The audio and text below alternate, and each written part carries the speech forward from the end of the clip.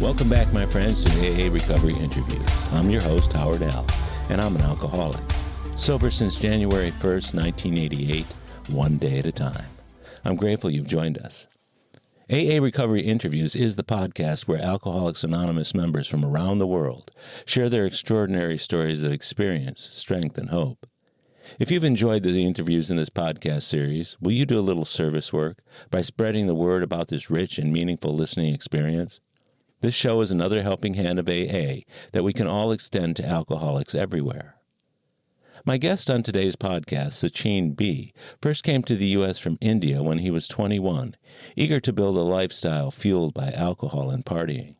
Actually, it was just a continuation of the life he had lived in India, where the shame, guilt, and low self-esteem that permeated his life in a dysfunctional family only made Sachin want to drink more. After years in the U.S., Sachin's daily drinking, coupled with his desire to dominate business and professional relationships, had ironically become the blueprint for his inevitable demise. For the next 15 years, Sachin's functional alcoholism aided his relative success in his business and personal lives. Surrounding himself with a group of people who drank and partied like he, Sachin still felt something had been lost in the fog of his disease.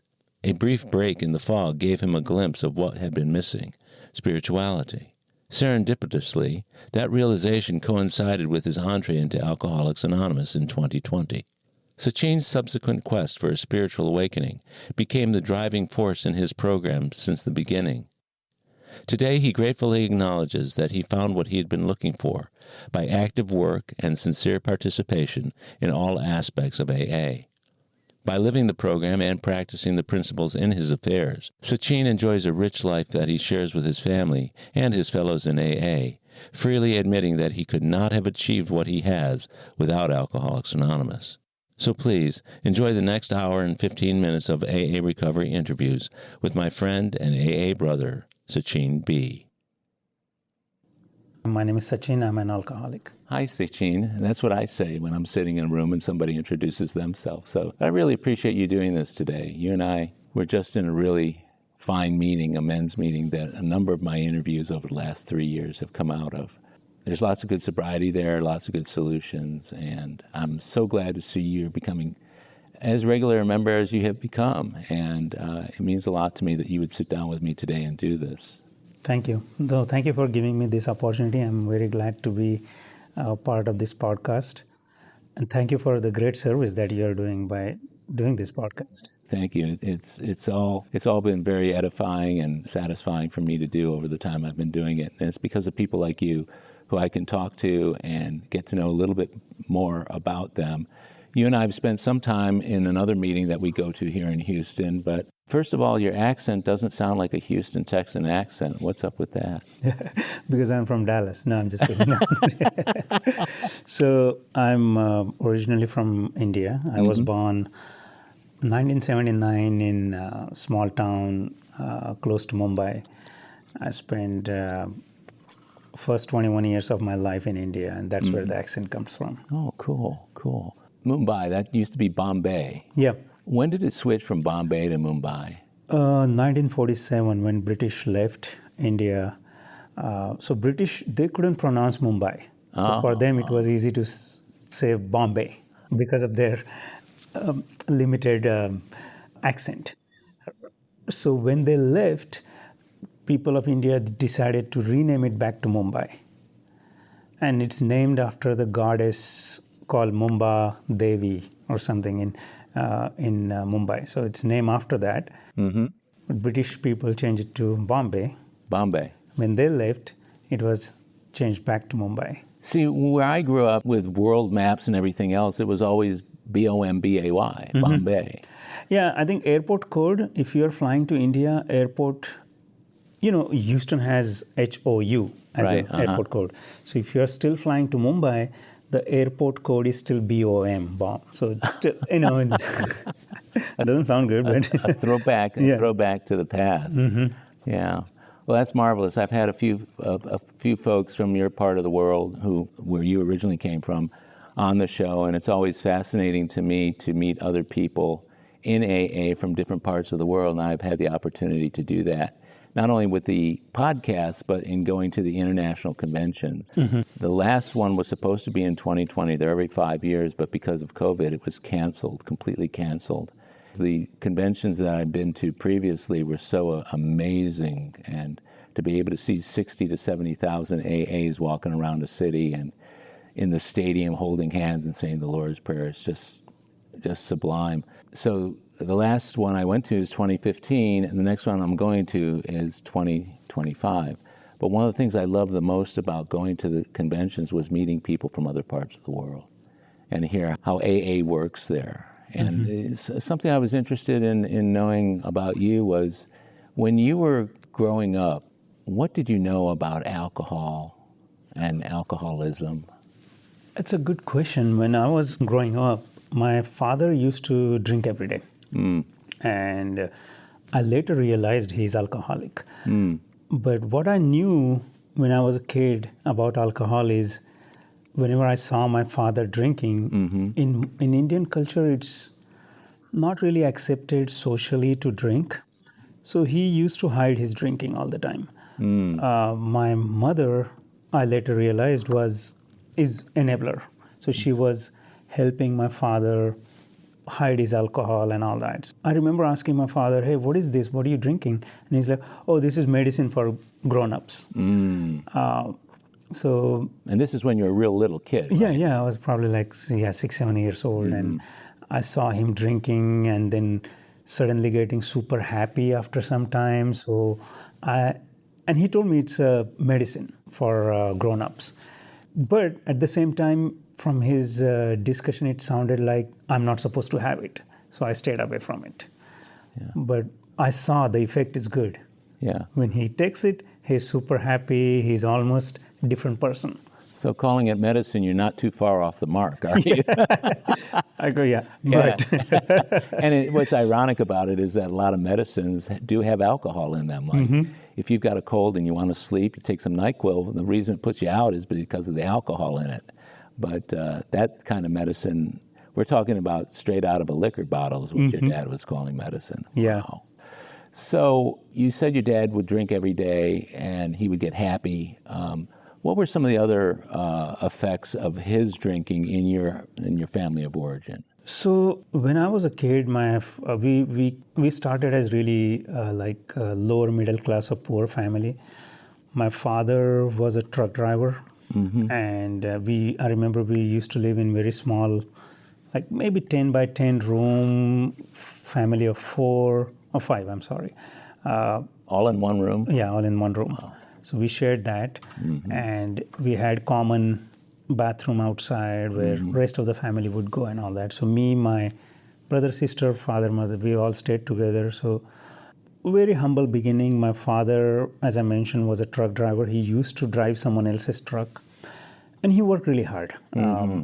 But as a part of job, that's what he told me. Like as a part of job, it's very stressful. He used to drive like days without coming back home. So that's where he picked up his drinking, and he used to chew tobacco all the time. He never smoked, but he was a heavy drinker. As I was growing up, he told me stories about him getting in a big rake. He didn't tell me it was because he was drunk or anything, but he said it was a late night, I was super tired. My guess is he was probably drinking. And he got into big rake, and he was hospitalized for a few days. He got into an accident? Or Yeah. What kind of accident was it? So he used to drive this 18-wheeler equivalent trucks back in India, but they were not really 18-wheeler. Back in India, there's 2, 4, 6-wheelers. Yeah. And I guess he hit a tree.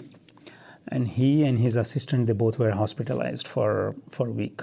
And he got like stitches on his face and all that. So fast forward, he used to take me to these dinner parties. Of course, he made money over the period, and now when I was probably 10, 12 years old, he's a very successful businessman. He has his own trucks. He has his business of construction material. I remember him being very angry, alpha male type of person. He was the only income earner in the family. So I have seen him getting into fights with my mother. Every now and then. I've seen him hit her many times. That's tough. That's tough for a little kid to see. Yeah, it's part of culture. I saw so many husbands in India. They were like fighting with their wife, and they almost treated their wives as if they owned her. So it's part of the culture. I didn't know it was wrong back then. So I saw that. I remember she used to hide like hundreds of bottles of whiskey from rest of the family that my father has drank. And she would hide them, and then once in a month she will take them out when nobody is looking in a big garbage bag. So my initial thoughts were, man, this is not good, because even though my dad says it's a medicine, he gets angry and he fights with my mother. He used to hit her and hit us. And hit you. Yeah, many times. But again, I mean, I didn't really think it was completely out of the line. Well, when you see everybody else around you acting the same way, it's just like being an alcoholic. If you're in the bar and you're an alcoholic, you're not going to notice that other people are drinking just like you are. It just seems that's the new normal. Yeah. Especially when you're a kid. I personally suffered at the hands of my father, who was he never drank, but he had other issues, and he was definitely a rageaholic. So we got hit a lot, and physical abuse, and yelled at, and embarrassed, and humiliated, and other things like that. And it's never easy when you're a little kid to see that. Did you, when you were a kid, watching that going on, did you ever have a sense as to why he was doing it? Did you blame what he was doing with the alcohol? Or No, I couldn't. I didn't have that, knowledge back then. But I was just thought he's just an angry guy, stressed out, and he does that because he still has 5 brothers. I guess only one of the brothers drank and he died when he was like 42 because of alcoholism. Rest of the brothers were clean, never had any drink. They were super happy. They were super nice. They never hit their wives or yelled at their kids. So I thought my father is just like that. That's his nature. And I felt bad about it, and some days he will also cry and be really vulnerable and all that. It's typical alcoholic traits. Yeah. So some of the consequences he suffered, the auto accident that he had with the truck. My dad was pretty nasty to my mother, but she never, ever, ever gave the impression that she was going to do anything about it, like leave him. What was your mother's response over the years? Exact same. I mean, she never, ever gave the impression she will leave my father. I mean, it's not even an option in India. Maybe it's changing now. I'm sure it's changed now. Back then, once you are married, pretty much you are done. You are with that person rest of the life, both husbands and wives. So she was always taking his side because she knew she has nowhere else to go. That caused a lot of resentment. When I was doing my inventory, that was my first resentment. Like my mother supports my father, even though he's just bad, nasty guy. So she was the classic enabler, is what you're saying? Yes. Yeah. Yes. Yeah. Trying to reframe the bad behavior as acceptable if he's sorry for what he did, or if he says he loves her every now and then, that forgives all the negative bad behavior along the way. So it sounds like our mothers were somewhat the same too. Yeah. My parents stayed married when my dad died, they were married for almost 60 years, which is amazing. And when I was a little kid, I used to wish that my mother and father weren't married, and that, because my dad was so violent that, I spent most of my childhood going like this, blocking the blows. But now you have a brother, you said, younger? Or younger brother, he's in India. I have a younger sister also. She's also in India. Okay. So how far apart in age were you guys? We are 2 years apart. 2 years apart. So when kids are experiencing the same sort of behavior in their house, when it's this dysfunctional family going on, oftentimes the kids will kind of get together as victims or whatever, and try and figure out what's going on. To what extent did you and your brother and sister try and process what was going on in your house? I mean, we were doing that every day. We still do that. We team up and try to understand what's going on. And most of the time, because he's still a very dominating person in our family, most of the time he's afraid, I'm afraid. So when we just get together and support each other. We both ended up becoming alcoholic. So I'm 3 years sober now, thank God. What's your sobriety date? It's 24 July 2020. Cool. But my brother is alcoholic. He's still active, and he's almost has become like my father. What does he think about you getting sober? He has not really commented on it, but he says that's good. But he says, I can do that too. I was sober for 6 months, so yeah, when there is a time, I'll do it. So he's not really like, wow, how can you do that? I cannot stay sober for one day. But he's like, it's easy to do. If I decide to do it, I'll do it, which is typical alcoholic, I get that. And as a matter of fact, when you were talking about your father building the company and, becoming much more successful while still drinking and showing alcoholic tendencies, that's what I call a functional alcoholic.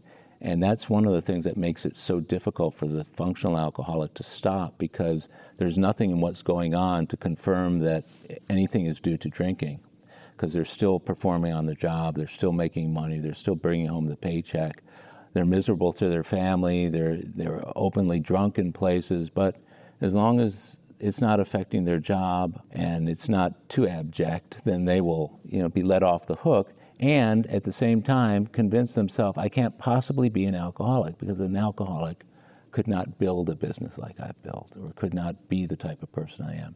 And that's what makes it so difficult for successful people who are alcoholics sometimes to get sober. Have you seen that? Yeah, and my story is exactly the same. Is it really? Exactly same. Just like my father. When you were a kid, how did his drinking influence you with regard to what to expect as you got older? Or did you say, I'll never drink like that? Or what was his impact on you?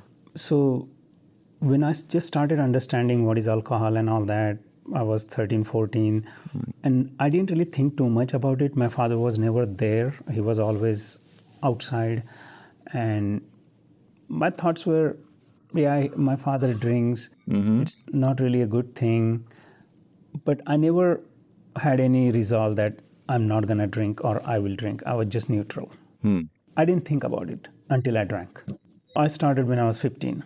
What were the circumstances under which you started? So back in India, you write your high school exam, 10th grade. 10th grade is very important. After that, you decide you're going to be, what do you want to do in your life? Sure. So in India, there are only 3 careers. They joke about it. You can either become engineer, doctor, or homeless. So what do you want to pick? So I was like, okay, I cannot be homeless. Yeah. So the only 2 options, you either become engineer or doctor to make your parents proud. Fortunately, I was top of the class all the time. I was either first or second in my class. Very sincere student. I always, like first bencher, I will do everything right, homework same day, all A's, first or second in the class. I wrote my 10th grade exam, which is our final high school exam. It's equivalent to your SAT here, right? I mean, after that, your career is going to be decided. I knew in my mind I didn't do my 100%. Because I was coming top of the class, my parents, my friends, and everybody was hoping or expecting me to have really nice grades and all that. I was really anxious, curious. And before the results, 1 month before, one of my friend in the same neighborhood, a couple of years younger than me, told me, hey, I have this can of beer. Do you want to drink? I said, what, beer? He's like, yeah, beer is for cool people. It's not alcohol or anything. It's just beer. I said, okay. And what did you know about beer? Only thing I have seen it in movies. My father always drink whiskey, so I knew alcohol bottle looks like a bottle of whiskey. Yeah. I didn't know. I've seen beer in movies, and I thought it's only probably not strong alcohol. So they don't advertise it all the time on TV? No, not in India. Again, it's not really anti-religious or anything, but it's not socially acceptable to drink in India back then. Now it's all over. I mean, back then it was like you had to hide it. I was going to ask you about that, about the social stigma of drinking and what a person has to do to be able to drink amidst that social stigma. I mean, it was a big social stigma. I mean, if you are drinking, you're a bad person. That was a simple thing. It was not accepted to sit at home and drink in front of your kids. So you just have to go out, drink, hide, and come back. I get it. And that's what I did. I went with this guy. We had one can of beer, probably 16 ounces. We had half and half, and then he bought a pack of cigarettes. Pack of cigarette was like 10 cigarettes back in India. So we smoked the whole pack, and then he had some chewing tobacco. So we had the full menu. And we got it done in 30 minutes, and I felt good. I felt relaxed. With the half can of beer, my anxiety about my 10th grade results was disappeared for a few minutes. For 30 minutes, probably, I felt so relaxed. I like, screw the 10th grade exam. I feel right in the moment. It was fun. I went home, and next day I called him. I mean, there was no calling. We just walked to his place, because back then there were no phone calls and all that. So I walked to his place, and I was like, that was good yesterday. What do you think? You want to do it again? He's like, yeah, but I don't have money. I said, okay, maybe I can steal from my father's closet. And it used to cost 50 rupees, which is $1. So, and that continued. Every day I used to steal a couple of dollars. We'll go, same place, buy same can of beer, and I pretty much started drinking daily. If not daily, probably every other day, but it was one can, sometimes couple of cans. Then we tried different vodka, then local made alcohol. We moved on to bigger, better drinks. So I was stealing money every day. So that sense of relief that you had with one can of beer, of course, you got the alcohol, but I would think the nicotine in the cigarettes and the chewing tobacco would have also given you quite a buzz. Yeah, and I love that. So you can chew tobacco in India. I mean, it's not really, I cannot do that in front of my parents because I was only 15. Still, you're not holding glass and you're not, so I can chew tobacco all day. And then smoking cigarette, I felt it made me look cool. And then I really felt I was very shy, introvert, very sincere student who will go to school, do the work. And I would like to say I had no bad qualities. Yeah. So I had some friends who would chew tobacco, drink and all that, but they made fun of me. Like, oh, you are so nerdy. You are not doing any of this. And in my mind, I wanted to be like them, but I didn't have opportunity, or I was afraid. But after this incident, I had all the opportunity to be cool like them, drink and smoke and chew tobacco. So you found yourself a group of friends through the drinking and the tobacco. Yeah. So that starts at, you said, about 15. Yeah. So what do the next several years look like?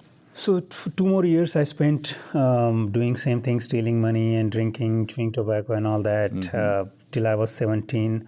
I stayed at home. Were there ever any consequences from that? Not really. Only consequences were 11th, 12th grade when I was drinking, smoking and all that. Again, I was functional. Yeah. I was very functional. I was afraid. I was staying home. So I was hiding it very well. But my grades went down.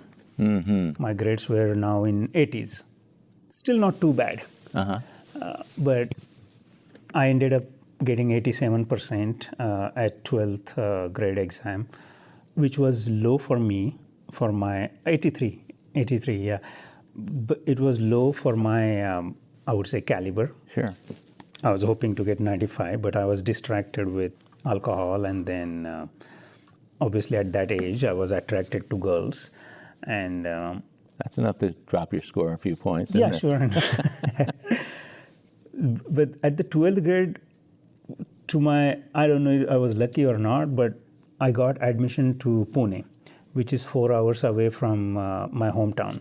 And my parents said they initially thought it's not a good idea to send me outside of the house, but I was really hoping to get out of the house so that I can just go crazy and party. Yeah.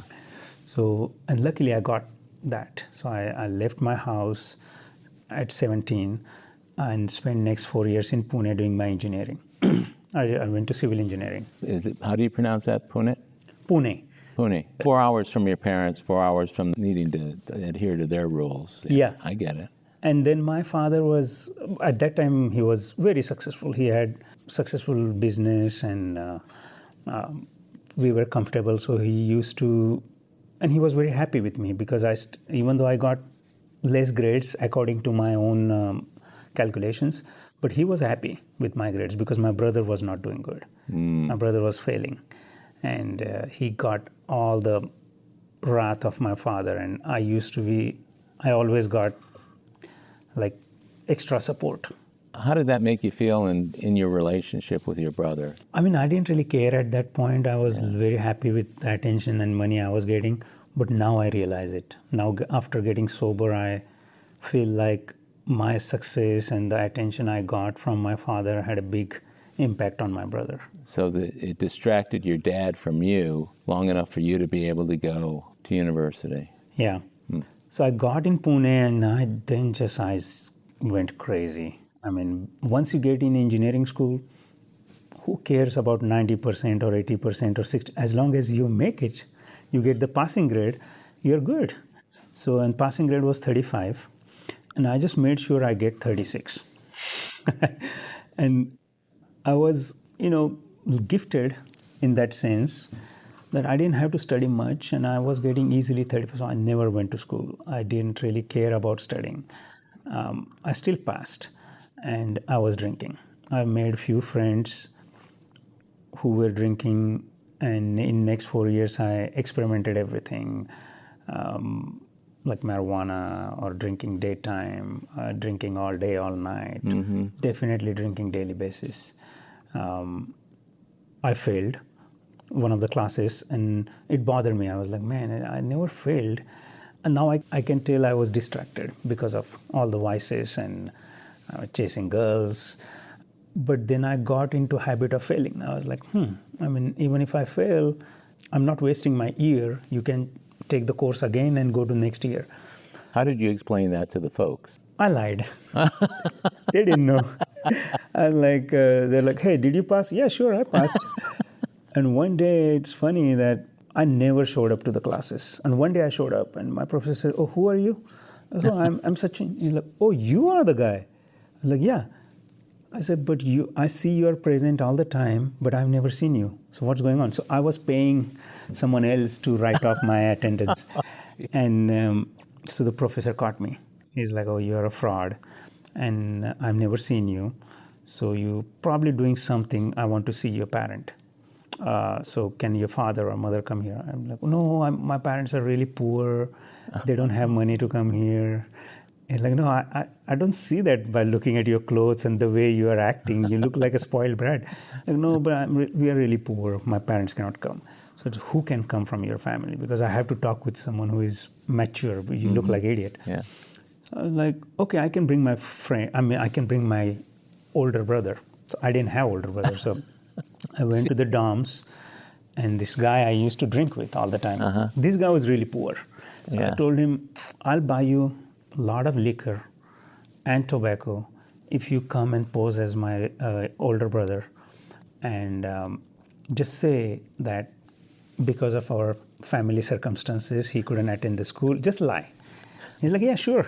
And this guy was so poor, he didn't have nice shirt, so I gave him my shirt. The shirt off your back. I gave him my shirt, and then, but he was really good in talking. So he went there and explained my professor, no, he just, because of family circumstances, he couldn't attend the school, and please forgive him. He yelled at me in front of professor, so he was a really good actor. And then we got out of it. We went straight to the bar. We got drunk. We celebrated that. So really, I lied all the time. All those 4 years, I used to tell my father, hey, I'm doing great. Never told him I failed any of the courses. But again, what I learned in the program, I was blessed by my higher power. I got a lot of success which I never deserved. So now I can see it was blessing. And probably in Indian culture, they say, it's all karma, right? So you do right things, you get right results. But till then, I have not done much right in my life. So karma was still waiting for you to settle the score? It's probably from my previous life or because of my parents. That's what they say in my culture. So I used to joke all the time, I have not done anything good in this life. So whatever I'm getting right now is because of my previous life's karma, not this life.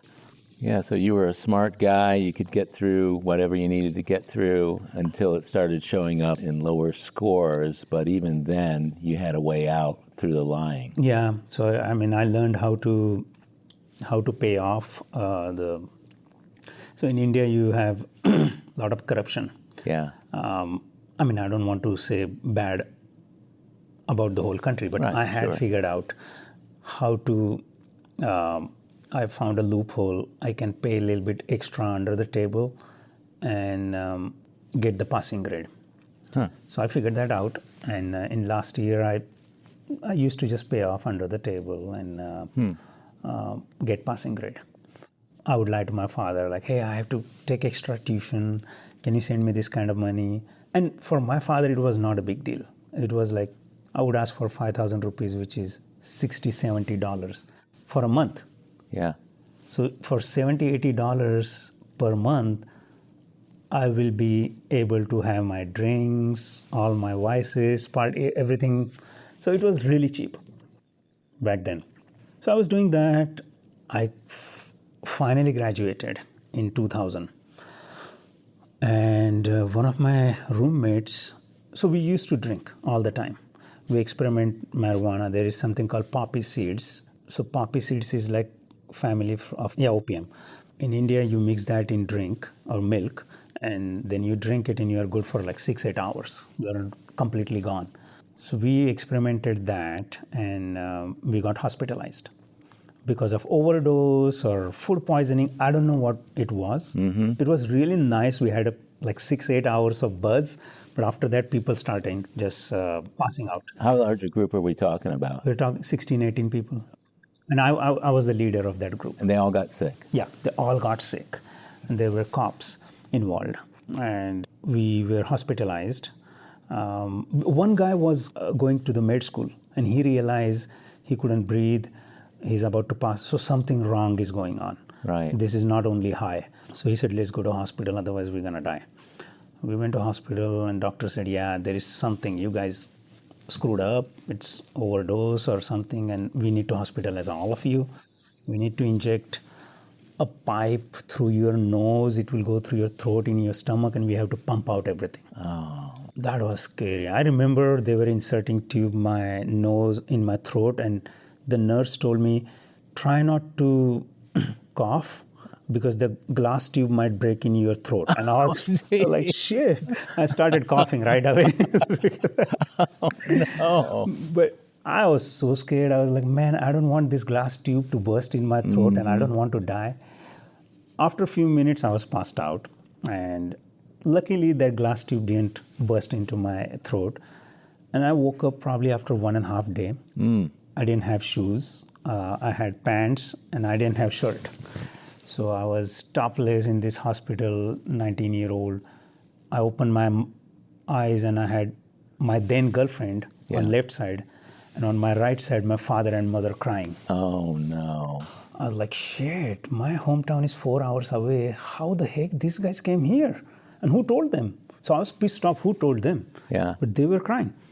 And my father told me it only took me 2.5 hours to drive here because I was so worried that you're going to die. I was like, shit. I didn't do anything that bad. Like, yeah, no, you have been passed out for 1.5 days. And we didn't know if you're going to live or die. You're in ICU. I was like, these guys are stupid. I don't know why they brought us in ICU. I was still not serious. You were denying it all. Yeah, I was denying it. It was just a small party. And so my father was really embarrassed. I got kicked out of the dorms, which was, my father was trustee of that dorm. So he was like one of the biggest donor. It was embarrassing for him. And so we got kicked out, all 16, 18 of them. Most of them were brought back to their hometown. And my father told me, okay, you know what? I'll give you second chance, and why don't you stay out of dorms somewhere for 6 months, and after 6 months I'll request them to take you back in. And that's what happened. We stayed out for 6 months. We continued our stupid things, and we went back. So that's one incident I remember that was really bad. I mean, so, and also directly attributable to what you were doing. And your parents show up, you have to fess up, but even then you probably weren't giving them the whole story. No, I told them it's not me, it's other guys who forced me to drink, and I had only one small glass and my body couldn't take it. So my father's like, yeah, because you're not alcoholic, you don't know. Sounds like you were morally skewed at that point. Yeah. The morals of telling the truth had gone completely out the window. Yeah. Did you find that was happening when you weren't drinking and using as well? Before I started drinking and using? Well, I guess if you were drinking and using all the time, then there probably wasn't a period of time when you weren't doing that you were lying. Yeah, no. I mean, lying was just regular. Yeah. Way of life, yeah. Yeah, way of life. You had that as a consequence. You get kicked out, and then because of your father's influence, you're let back in, and you finish your education at university. Yeah, I finished my education, and my roommate was preparing to come to United States, and he was writing entrance exam, which is like SAT. They call it GRE. He used to tell me, "Hey, can you ask me some questions so that I can?" So when I was asking questions, I realized this exam was really easy. So I thought, you know what? I'll give this exam so I can come to US and party even bigger. I mean, the only reason I want to come to US is I'm away from India. And I wrote the exam and I got admitted. I got admitted here, Lamar University in Beaumont, Texas. I got here and my parents were so happy. They're like, oh, we are proud of you. You finished your engineering. You are going to the US. You're doing, they were on cloud nine. But your whole idea of coming here was to just improve your partying and yes, and your use of alcohol and anything else. Yeah. What was your perception of the U.S. and how people your age were acting and living their lives versus in India? Man, my only perception I had about U.S. is I knew Statue of Liberty, Manhattan, and Las Vegas. That's all I knew. And the only thing I knew, okay, people just have fun there. It's alcohol all over, party, pretty girls, and it's going to be nice. So you ended up in Texas. In Texas, in Beaumont. In Beaumont, yeah. That's quite a shock when you're expecting things to look like Las Vegas. It's funny, when I landed on Beaumont Airport, they had all the lights turned off because usually one flight will come there in a day and people were sleeping. I was like, where the heck? Is it like middle stop and then we are going to US? No, this is your final stop. You get out here. I was like, oh shit, I'm getting out here. I was in depression for 3 days. I was like, man, I was having good life. I knew people. I can go under the table. And here I don't know anyone. Yeah. And this life sucks. I have to do my own laundry. I have to cook for myself. I have to do everything. We'll be right back. My friends, if you're enjoying AA Recovery interviews, I invite you to check out my latest audiobook, Alcoholics Anonymous, the story of how more than 100 men have recovered from alcoholism. This is the word-for-word, cover-to-cover reading of the first edition of the Big Book, published in 1939. It's a relaxing yet meaningful and engaging way to listen to the Big Book anytime, any place. Have a free listen at Audible, iTunes, or Amazon. While you're there, search for my other audiobook, Lost Stories of the Big Book, 30 original stories from the first and or second editions missing from the third and fourth editions of Alcoholics Anonymous. It's also available from Amazon as a Kindle book or in paperback if you'd like to read along. You're going to love it. And we're back. Now, the friend that you had that you were asking the questions of, when he came to the U.S., did he go somewhere else? Yeah, he went to Detroit. Okay, so you guys couldn't even pair up. No. Yeah. But in 3 days, I figured out how to buy my own beer. I figured out who is drinking, who is not drinking. After 3 days, it was best time of my life. I started drinking all day. It was cheap. And then one of my friends got me into a job. And I was making $6-7 per hour. And I can pay for my alcohol. I mean, I can buy my own cigarettes and chewing tobacco. So I never complained in my life after that.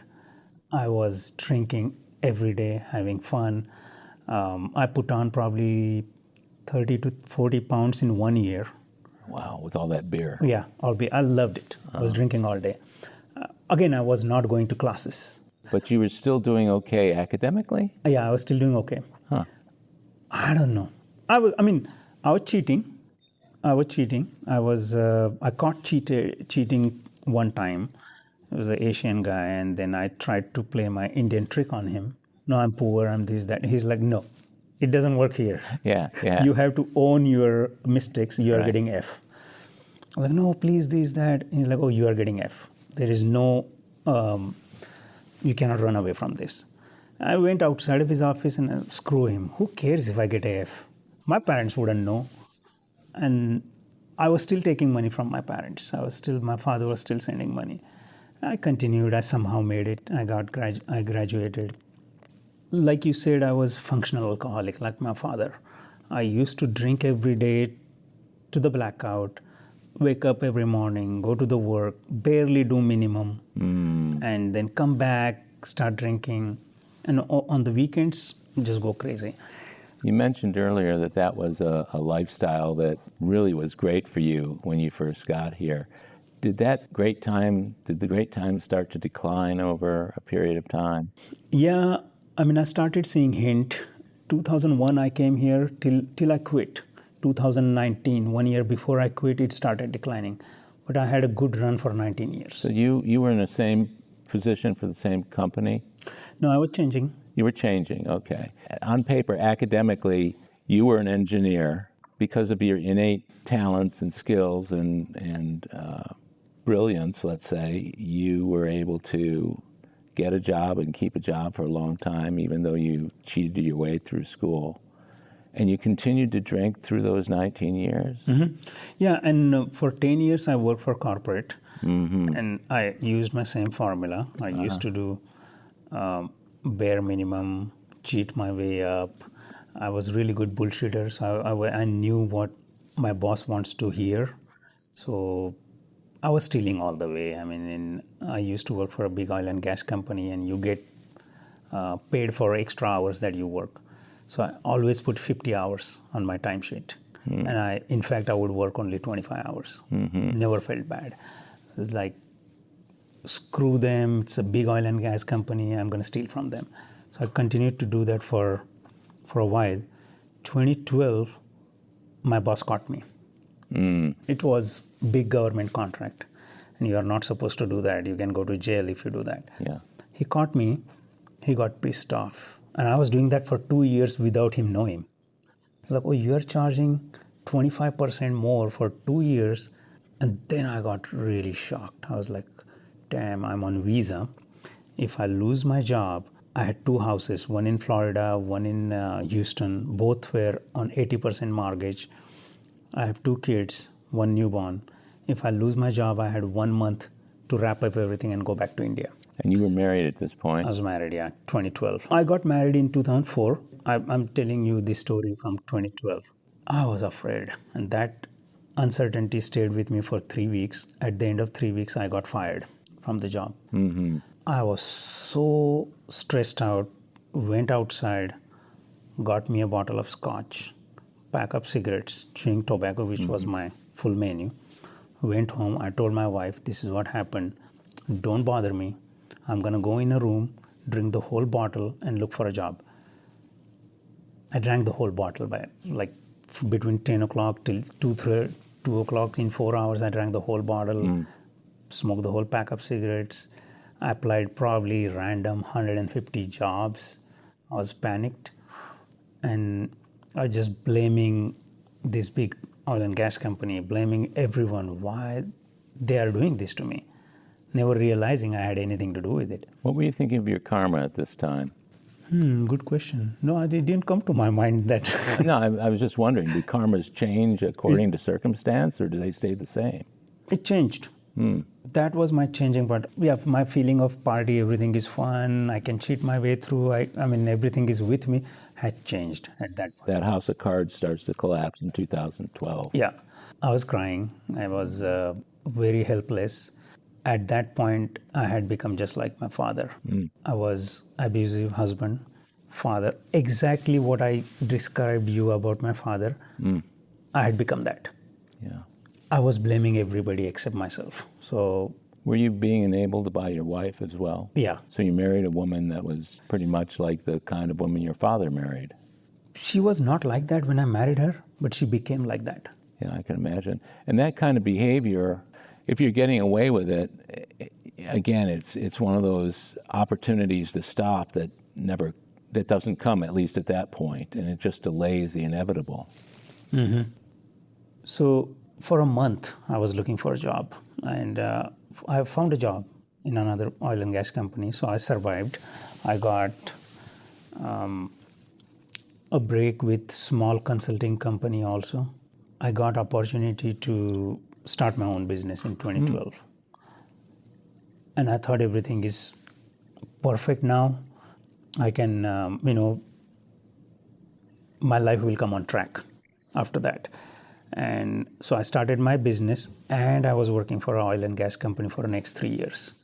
I got, again, with the blessings of God, I worked like 60, 80 hours, and I was really pissed off. My ego was hurt. How can you lay me off? How can you fire me? So you were chewing on this one resentment for the next 3 years.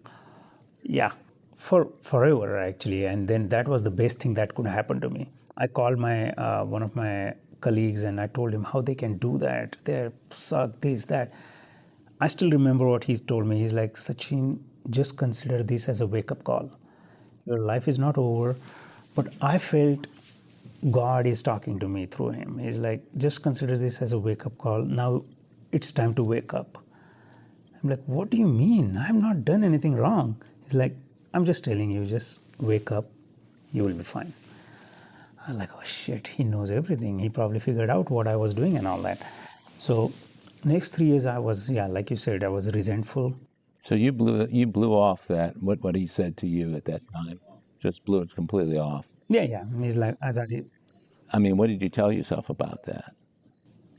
I thought he's stupid. He doesn't know what he's talking about. I don't really have. Yeah, so that sign from above came and went, so to speak, at that point. When you were being told by this friend about, now's the time, this is your wake-up call, you blew it off. I don't think it came till I became sober. It came again, but not. You had the opportunity earlier on than your actual sobriety day. Yeah. I didn't want to accept that it was my problem. So for 3 years, I worked really hard. I was drinking a lot during those 3 years. I started smoking marijuana because that combination gave me a quick blackout. So I didn't want to drink like 10 drinks and then get blacked out. I just had like 3-4 large drinks and then smoke a lot of marijuana and I'll sleep. And my excuse was I'm running my business, I have job, I'm stressed out. But really looking back, I was just trying to get back at the world. I was like, I want to prove the point that I'm not a loser. I want to do this. But in that process, I started drinking heavily. 2015, I quit my main job, oil and gas, and I just continued to run my business because I was really successful by then. I had a few employees. Now I don't have a job. I'm not afraid of anybody drug testing me. It's your company. It's my company. I don't have to go to office at 8 o'clock. So 16, 17 onwards, I started drinking. Daytime, if it's lunch, I will drink martini or beer. After 4 o'clock, my marijuana and whiskey combination will kick in. This is not the kind of thing that a person can do without being noticed by the world around him. What was the world around you informing you about what they were saying with that kind of behavior? Were you getting any feedback at all? So, no, because I surrounded myself with everybody who was like me.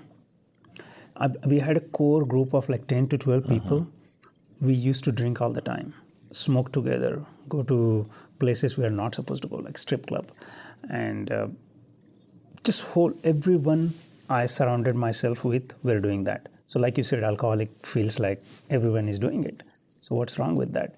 And then I was more successful than rest of the people because they were still working. Right. They were still had someone to answer to. I didn't have that. So I used to just make them jealous. Look, Monday morning, cheers, I'm drinking scotch. You idiots are going to the job. So good luck. And I was not getting any feedback, bad feedback. They were like, oh, you are so lucky. You get to do this. I never thought I was doing anything wrong. Were you ever held to account by any of your clients, or were you doing such a good job that they overlooked anything that might have pointed you to problems you were having? I don't recall any problems with any of the clients because we were doing good job. And I was blessed to have really good team. So you were doing so well you didn't need to get sober. Yeah, just like you said, what you said about my father. My father was successful. He was getting money. So really all the outside signs are looking so good. I mean, you are functional alcoholic. You don't see any problems or unmanageability of life that we talk about. So at this point, you're still hanging out with this group of people. You're not seeing any reflection in them back to you that you're doing anything wrong with your life. Your business is going well. You're still married. Mm-hmm. Still married. I got caught doing wrong things by my wife. I completely denied it. I overpowered the discussion. I fought with her, and I pretty much told her she got wrong information. And that happened more than 2 times. Did she ever threaten to kick you out or leave you? No. Maybe that's a cultural thing. Yeah. But after I got sober, she told me she thought about it 1,000 times. Yeah. So I was pretty close. This kind of behavior brings us up to the point of you getting sober. Was it for the first time and last time, or did you try to get sober? What were the circumstances under which you finally stopped drinking? So in 2019, I was turning 40. August 2019 was my 40th birthday. I had a group of these 15 people who are like party people. And we decided to go to Panama country because you can do a lot of things there legally. And then I always thought, I'm the biggest party person. I have to throw this big party. All these 12 people, we went to Panama. We got kicked out of all-inclusive resort because we drank too much. And I was fighting with them. How you can kick us out because we drank too much? It's all-inclusive resort. It doesn't make sense. They're like, no, we can kick you out. And we got kicked out. Next day, I was smoking marijuana. I started smoking this chemical marijuana, which I'm pretty sure it's not marijuana. It's something different. Because in a couple of drags, you're completely numb. You don't see anything happening. And all my friends there, they were started giving me some reflection or indication like, man, this stuff is not really easy. It's like very dangerous. So what are you doing? You should be careful. They were not doing that. I used to do this and drink, and I'm completely numbed. I don't feel anything around me. I was doing that all day. In Panama, we were in swimming pool, 12 best friend of mine, having best time of our life. And something happened there. I felt so lonely. Even with company of all my friends, I felt lonely. I felt completely numb. My family is in Houston, and I started realizing I'm not with them on this big milestone. I'm with these guys, but nobody is really in their senses. They're all completely drunk, and a couple of guys are throwing up, couple of guys are blacked out. And one guy told me, like, nobody really cares it's your birthday, dude.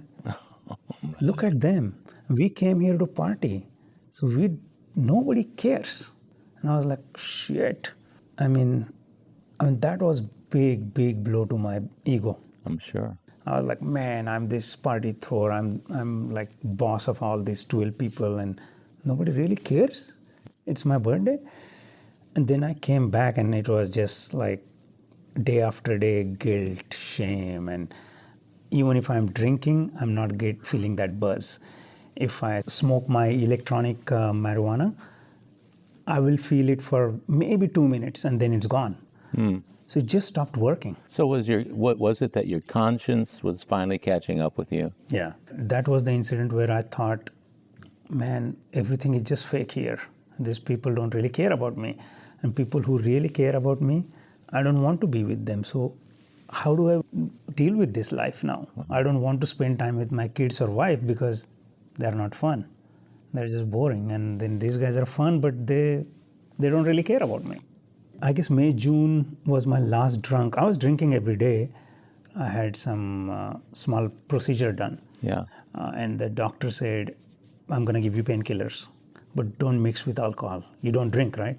I said, no, I don't drink. He's like, if you mix, that can interfere with your heart and heartbeat sound. So it's not a good idea. I said, yeah, sure. Then I stepped out of the place and I was like, shit, I cannot drink.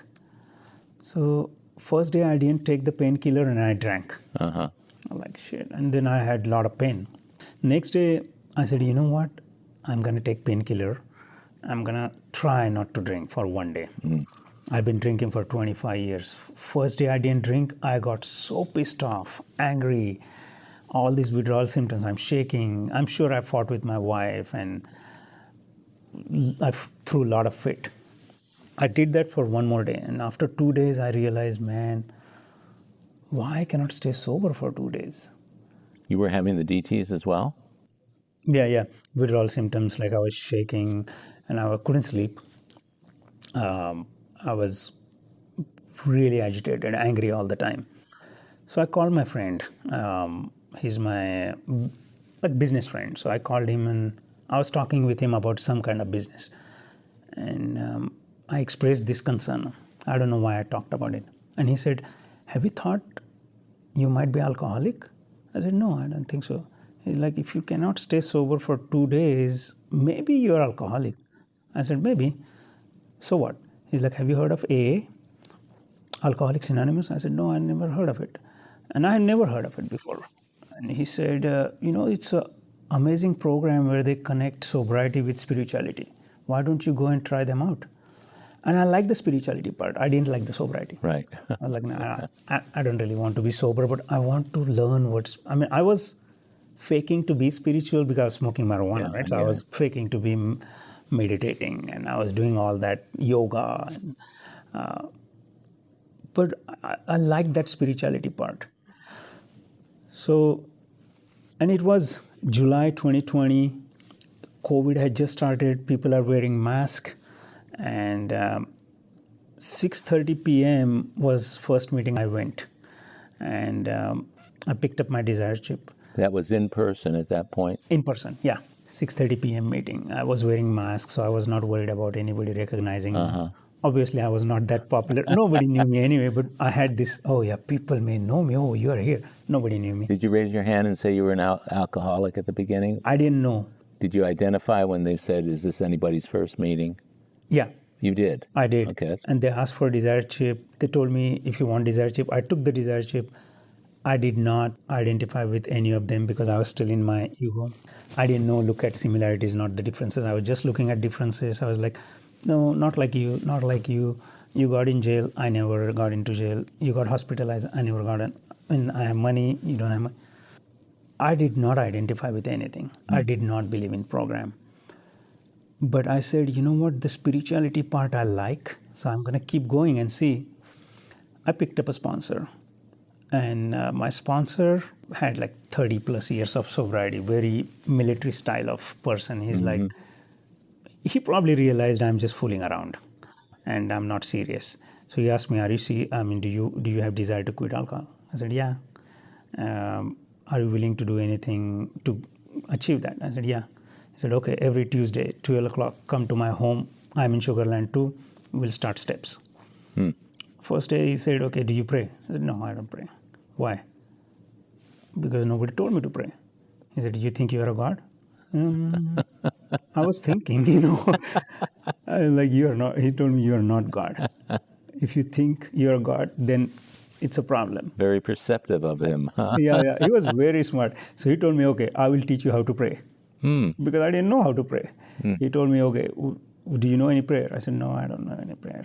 He's like, okay, why don't you start with serenity prayer? You get on your knees, say the serenity prayer in the morning, say it in the night. That's all you're going to do. I said, okay, I can do that. And then we started going through the steps. Always thought this guy wants something from me. This guy wants my money or my car or something, because I was like that. If I'm talking with you, I want something from you. Otherwise, I will not waste any of my time talking with you. And of course, you were the guy who would pay other people to do the work for you. So maybe there was the opportunity to pay him to stay sober for you. Yeah, exactly. Or do all my steps for me. And I was getting surprised every Tuesday as I was going to his. I was like, he's not talking about money. He's not talking. I also thought he's going to convert me into like Christian or something, and he's going to talk about Jesus. No. So I was surprised every time, and I started now feeling a little bit good about the program. I was like, why this man is spending all his time, like 2-3 hours a time, listening to my crap, and why he's so compassionate? Well, this was during COVID. Was this during the Zoom meetings where live meetings were not going on? Or? Yeah, but for some reason, I had 6:30 p.m. meetings. Okay, all right. So the club that you and I go to had the meetings, so you were still able to go. Were you going every day?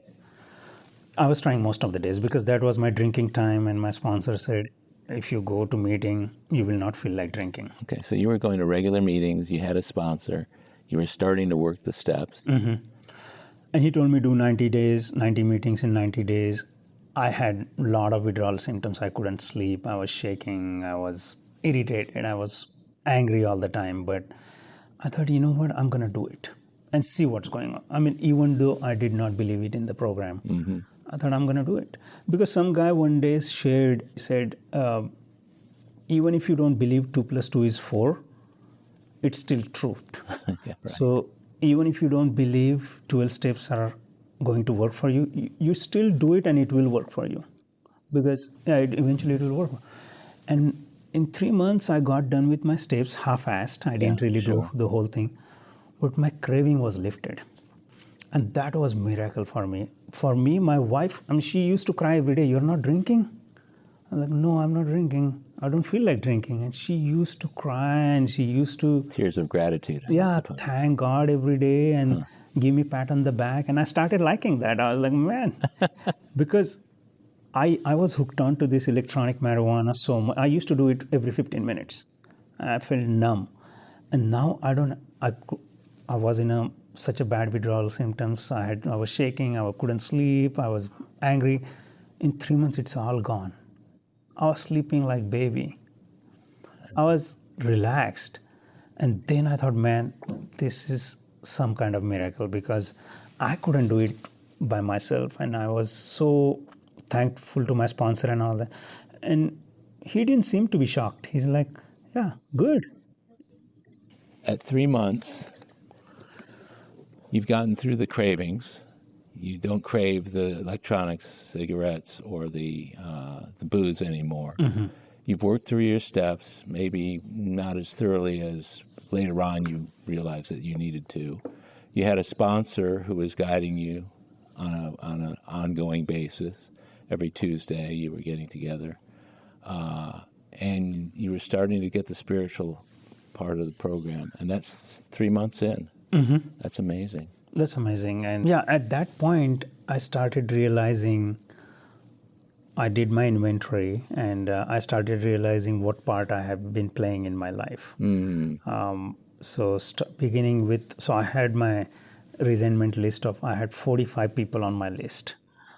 Pretty much everybody I knew close to me was on my list. All those 12 people who went with me, my party people, my family, my bosses, this oil and gas company who fired me. But really, this program not only helped me with being sober, but just to understand what I have done in life. What is my part? I'm not victim anymore. I can do bad stuff to other people too. I'm capable of that. Yeah. And so blaming my father was the game I was playing. But what was my part in that? And he has done...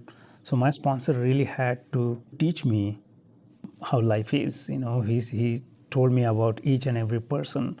Hey, your father or your mother, they did best of their ability to raise you. with the resources they had.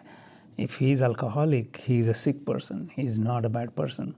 Your mom is supporting him, but she doesn't know anything better. Same as your wife is supporting you. And so he went through each and every incident, and it made sense. It made sense. I was like, man, maybe I was ready because of this realization I had in Panama that, what I have been doing, and everything made sense to me.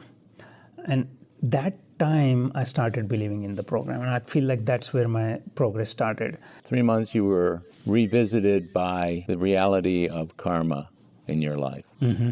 Yeah, and then I started going to the meetings on my own. Mm-hmm. I didn't have any point to prove anybody. I didn't want any pat on the back or like all my 12 friends, they started making fun of me. They started making judgments like, oh, he must have had liver cancer. Oh, he might got caught with his wife or something. So, and that disturbed me. But that really showed me who is my true friend and who was just drinking buddy. To my shock, they were all drinking buddies. And just because of the fellowship of Alcoholics Anonymous, I was able to interact with people other than my drinking group, because I didn't have any other friends. So I just became lonely. And because of the fellowship, I started making sober friends, and I started sponsoring people. I had a couple of sponsees. And then I started realizing, you know what, even though initially I didn't identify with a lot of people because I've never been to jail, but I was very close. Just one step. I was drinking and driving every day. I always took to go drink with me. I was very close of going to I was hospitalized, but I forgot that. I was hospitalized back in India. My wife told me she thought of divorcing me 1,000 times. But she was not. She was afraid what she's going to do. What about kids? Right. She was worried and afraid. But now she tells me all the time. She's like, man, you were such a bad husband. You were just full of crap. I wanted to leave you. And because I'm doing my amends now, right? So I listen to her because I've done so much bad shit to her. So I was very close to getting divorced. I lost my job many times. Mm-hmm. So what else I was waiting for? So my sponsor helped me realize, I was very close. So he's like, if you don't believe that you will eventually taste all this, go out and start drinking and using your electronic marijuana. We'll be here. I was afraid to go out. I was like, man, I don't want to go because I don't know if I will come back or not. So for me, my bottom was really that loneliness I felt even in the group of 12 people. I carried that resentment for a long, long time. But you were able to process it once you got to the 4th and 5th step. Yeah. I'm assuming your 8th and 9th step were pretty loaded up as well. Yeah, pretty loaded up. Yeah, I was still manipulative in those amends. So what funny amends was like I stole from this Muslim guy who owned a jewelry store. I used to work for him. Mm-hmm. So I used to steal $20, $30 every day so that I can pay for my drinking. So one of the amends was calling him. And so I called him during the month of Ramadan where they cannot really get angry. They're supposed to forgive people. I was like, oh yeah, sure. This is the best time. Let's call him. He cannot be really angry. I called him and he started crying. I probably had stolen like $600 from him. So I told him, man, this is what I have done. I'm doing this program and what can I do to make those amends? Can I pay it back to you? Right. He started crying. He's like, because you have been truthful to me, I want to tell you I'm going through so many difficult things in my life. I'm getting divorced. I have issues with my kids. And all I need is you pray for me. I don't need money back. I don't need anything. But because I was so open and honest with him, he was open and honest with me. He told his problems and I was able to listen. I prayed for him. Mm-hmm. I talked with him a couple of times later and we couldn't really connect. He got busy and all that, but he forgave me. He didn't really ask for money, and it was a beautiful experience. I was afraid he's going to call cops. He's going to turn me into some. No, he didn't do any of that. You were ready to accept that if it happened, weren't you? Yeah. Yeah, I was ready. And if he said, write me a check for $600, you were ready for that? I was ready. That's a beautiful story. So during the time that you've been sober, the 3.5 years now, have there been any occasions where you rethought your decision to get or stay sober? Like it's a bad decision, or I want to go back or something? Yeah. No. I was so, because of the program, even if thought came to my mind many times, I need to go back and drink, I need to go party with these 12 guys. I was coming to meetings every day and I was hearing stories of relapse. And it just shook me every time when I heard, like, someone would go, hey, I had 10 years of sobriety, and then I just thought one beer is not going to do anything. And I got into this cycle of blackouts and all that. So, yeah, that thought came to my mind, but I was able to play that tape forward because I was coming to meeting, because I was talking with my sponsor, hey, I feel like maybe not drinking beer, or what if I go to strip club? What's wrong with that? He's like, is it a right thing to do if you're married? Your wife is going to accept that? Talk with her. If she says yes, go. But then you have to let her go to like men's strip club or whatever she wants to do. Right. I said, no, I don't really want to do that. I said, okay, then eventually that's a behavior. You are going to feel guilt, and then you're going to get drunk. Like if you go to barber shop every day, you will get a haircut. So why you want to do? So I feel lucky that I was asking questions. I was talking with people. So I never thought I should go and get drunk. That's such a positive framework for your early sobriety. You were gaining the intuition of knowing what to do when those kind of thoughts came up. And you weren't that far away from your next meeting or your next contact with a sober member of Alcoholics Anonymous. You didn't go too far down the road before you realized you had to rethink things. So that, to me, is the best demonstration I know of a program that's being worked well. And yours sounds like that kind of program. I see you in meetings, and I hear you share, and it sounds sincere. Your candor is very important, I think, to a lot of people. I'm concerned about and want to ask you about the 12 people. It sounds like 12 disciples or something. How difficult that's been, or because they say we have to change playmates. All of my friends were replaced by AA people. What's your experience been like? That's a good question, and it's really, really hard for me because that was my life. Yeah. I mean, those were my friends. That was for a long time, like 20 years. And their wives are friends with my wife. Their kids are friends with my kids. When I started in my new sobriety, they would still invite me for kids' birthday party or anniversary. Agenda is same. All the girls are busy doing girly stuff. All the kids are playing together. All the dads are sitting in the backyard and getting hammered. And I'm sober, so I don't know what to do. And they're like forcing me, or they're asking me all the time. And so I cannot choose not to go because our families are connected. Right. At the same time, when I go, it's just emotionally draining because they're talking about alcohol, their adventures in strip club, and I just could not take it. It's still hard for me. Yeah. A month back, I shared about it, and then my sponsor told me, why don't you start praying for them? I said, I mean, those assholes, I shouldn't pray for them. They should pray for me. Yeah, right. Like, no, but it bothers you. Yeah. So you should start praying. So I'm praying for 12 people every morning.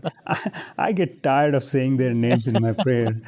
And so I asked him, like, hey, I asked my sponsor how long I should pray for them. Like, pray in the morning, pray in the night, until you forget to just pray one day.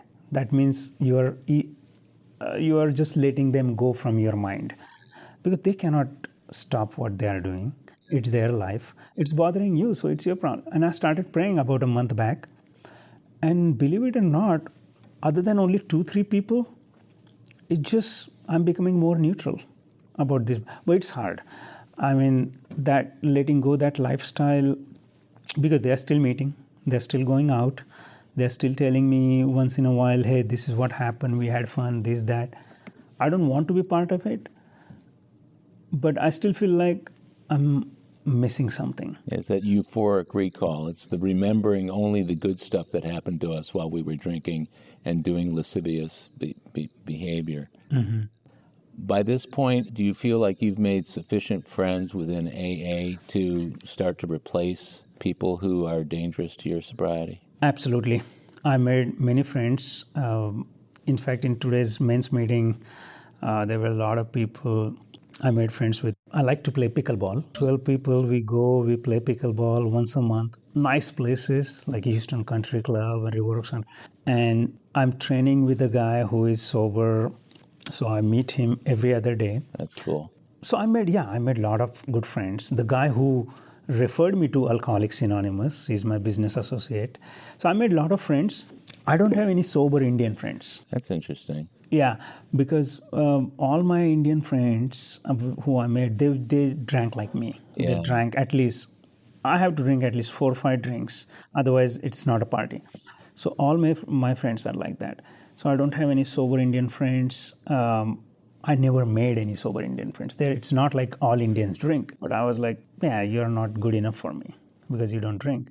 So, I mean, now out of those 12 people, I really feel only 2 of them are really good friends of mine. We meet for lunch.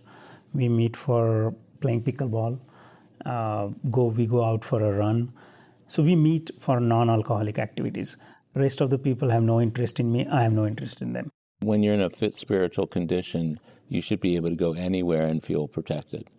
So it sounds to me like maybe you've accomplished that with these people. Just the fact that 10 of them have kind of gone to the wayside while you've still remained active with a couple of them. I mean, that's amazing. Most people can't do that.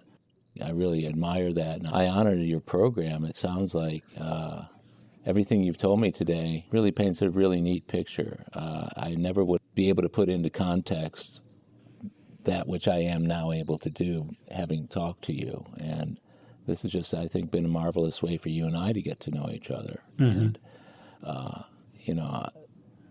and I say this all the time to people. I love you and I respect you and I honor your sobriety, and I hope that you will continue to do the things that you need to do in your life to be of service to other alcoholics. And what I was thinking when you were mentioning some of those guys was, you never know when you will have been the only version of the big book that they've ever see, you know. I've heard remarkable stories of people remaining friends with and 5 years later the friend is calling them up saying, you know, I think I have a problem. And then sooner or later they come in. Those are beautiful stories. My guess is you're going to have some of those stories along the way. Yeah. I mean, one guy already reached out to me. He's in Dallas. And unfortunately, he couldn't stay sober. I told him, go do 90 meetings in 90 days. Yeah. He did 90 meetings, and then he said, see, I can stop. And he started drinking. Oh, yeah. But he always tells me on the phone, like, hey, man, it's too much. I cannot stop. What should I do? He stays sober for a week, and then he goes out. But at least you're right. I mean, one day he'll have an epiphany. One day he'll have a moment of clarity. And you may be the first phone call that he makes, or get in touch with you first. And you'll be able to be of an amazing degree of service because you've lived good program.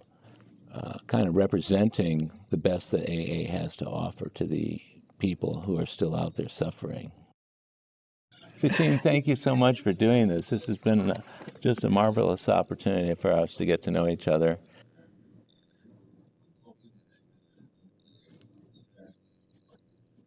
No, it was pretty easy. I think all credit goes to you. You're a really good interviewer. And again, I'm glad you gave me this opportunity. Thank you for the great service that you do. Appreciate it. Thank you. Well, my friends, that's it for today's episode of AA Recovery Interviews. I want to thank my guest, Sachin B., for sharing his story, and thank you for tuning in. Of course, you can listen to all my interviews in this podcast series by following it on Apple Podcasts, Google Podcasts, iHeartRadio, Spotify, Pandora, Amazon, and other podcast providers. Or visit our website, aarecoveryinterviews.com, where you can listen to every episode. And if you want to contact me directly with any comments or suggestions, simply email howard@aarecoveryinterviews.com. By the way, this podcast strictly adheres to AA's 12 traditions and all General Service Office guidelines for safeguarding anonymity online. I pay all production costs, and no one receives financial gain from the show. AA Recovery interviews and my guests do not speak for or represent AA at large. This podcast is simply my way of giving back to AA, that which has been so freely given to me. The next episode of AA Recovery Interviews is on the way, so keep coming back. It'll be here soon.